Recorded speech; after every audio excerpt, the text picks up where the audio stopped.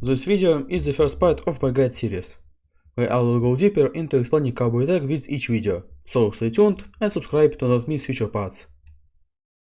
In YOMI Hustle, whenever you attack your opponent and they block your attack, they take chip damage equal to 33% of your usual damage, which is usually negligible. Even compared to taking a stray magic dart is practically nothing.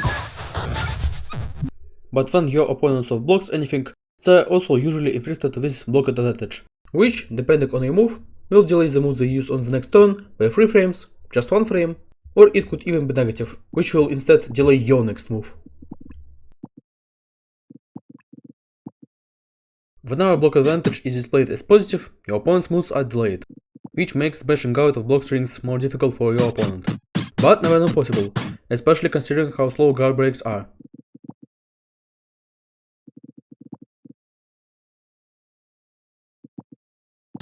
And that, combined with YOMI Hustle's parent mechanic that can turn your advantage into opponent's advantage, lead to a question: why even bother doing block string?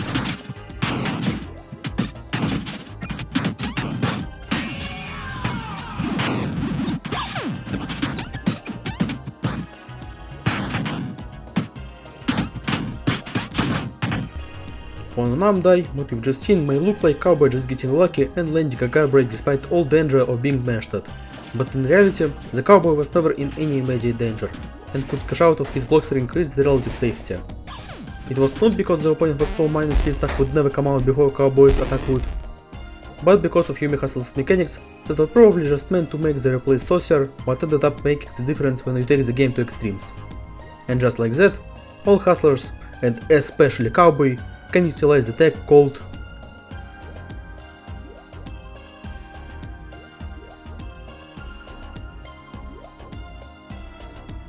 Let's imagine a situation. You do your usual Cowboy combo, and at the end of it, you are close to your opponent, which means you could pressure right at the get up, or do a Nokia. Cowboy's best Nokia is vertical slash meaty, but not a regular one, because your opponent could just block it. Cowboy's best Nokia is vertical slash meaty, but not a regular V slash, because your opponent could just block it, and even with minus 3 block advantage, you will still have to play a magic guessing game, between your opponent mashing out and blocking your guard break. Let's say you try to be extra safe and do horizontal slash, and now you've given up all your pressure, because Ninja could either slide kick out of your grasp, or punch you in the face, because now the tables have turned, and you have a Ninja with 0 block advantage, right in your face, and with an uppercut ready to beat your every option. What you should do instead is use the vertical slash with the draw switch, which will make you enter gun stance on the next turn after hitting a blocking opponent. And now you've got your opponent with minus 3 block advantage right next to you with the gun in your hands. Your shot is very fast and the gun pointed at opponent's face is to be respected. So now you are free to shoot them however you want. But what we have gathered here for is to do a vine bowson. The simplest way to do it is to, at first, set your DI far from your opponent, and then shoot right in front of their feet, until the bullet doesn't hit them. Then you adjust your shot angle just a bit to hit them once. You will see one single puff of smoke. Then you should adjust your DI in a way that bullets get closer and closer to opponent's face, until you see a double hit, 2 puffs of smoke. This is not what we want, however. What we want is to move your DI ever so slightly in the opposite direction, the less the better, and then you lock in. What you've just done is a vine bowson, a kind of blockable, or a turn when your opponent has to block or they will get hit. Now, how a bowson is different from other blockables is very important, and to explain that, I need to explain how guard breaks work exactly. If we return to an earlier part of the video, I said the guard breaks can't be soft blocked, but it's not entirely true. Guard breaks can only break guard if opponent can parry your attack. So if you use a guard break and your opponent uses a block with any melee timing, but the one of your guard breaks, their guard will be broken. If you use a free cancel stinger, then a block with any parry timing will parry it. But if you cancel your stinger into another stinger and your opponent didn't block it deliberately, their guard will be broken.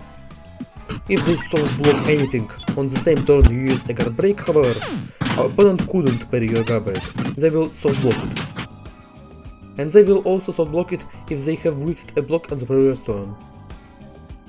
What I'm getting at is that the bowson forces the opponent to block in a way that thanks to block sliding out of bullet and not getting hit with it after bounce. When you do a vine bowson, your guard breaks will still be able to break guard. And what we've just said, is a true 50-50 between you guessing their move and them guessing your move. Do you love gambling? I hate gambling, so why don't we skew odds in our favor? If you use a side toggle when you shoot, you will spawn a foresight after image on a position on the first frame of your move, that being shoot. And now you get an option to shift to your foresight after image. How shifting works is that whenever you perform an action with shift toggle, before you do your move, you will take 6 frames of preparation and then physically teleport to a location of foresight after image on the next frame.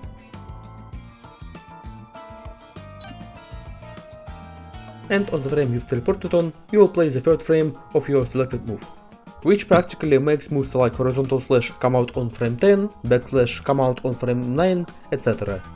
But when game counts frames for parry timing, it will count frames since after shifting, so it will treat horizontal slash as a 4 frame move, vertical slash as a 7 frame move, and as for guard breaks, Stinger becomes a frame 9 guard break, while Impale becomes an 11 frame guard break. So, do our odds look like this? Not yet, because I'm yet to introduce you to the last trick you can pull off when doing a bowson. So far, we have improved ourselves and got a weighted RPS between Stinger that does a combo on a guard break and Impale that only resets the game state to get up RPS between laying down, standing up and rolling through. But what if, somehow, we made Impale combo?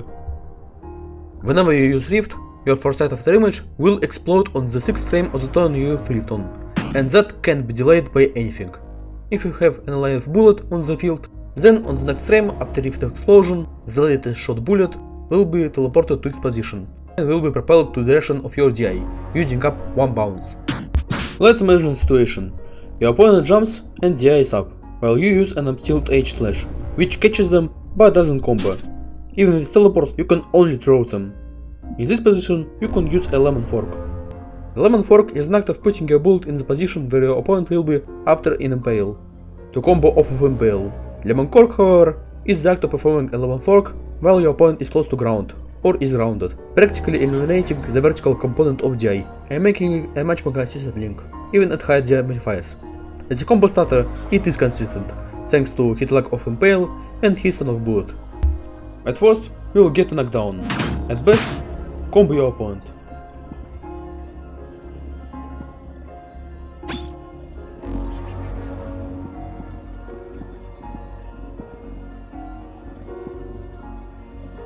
So, now with Impale comboing thanks to lemon cork, our tables look like that. Or does it? And here I have to sidetrack once again. Is what I would have said if it wasn't so complicated. And it's not even a matter of me thinking that this is enough knowledge from one video. This is a matter of ground that was never explored, or at least not talked about at all. But before I end the video, I need to say a few words about edge cases. For example, whenever you are full V/slash range away from your opponent and try to set it up, you will notice that it will not be possible to set it this way. The same will happen if your opponent uses push. The same will happen if your opponent uses push block, even if you open blank on the previous turn. So keep that in mind. Though is it all doom and damnation if you are spaced out badly? Worry not, because there are even better setups than Bowsons that you can work with, like this unblockable that I was setting up on the background. That is, if you are even allowed to do that in the first place, because the best way to escape blockables in these advantageous situations is to never be in them in the first place.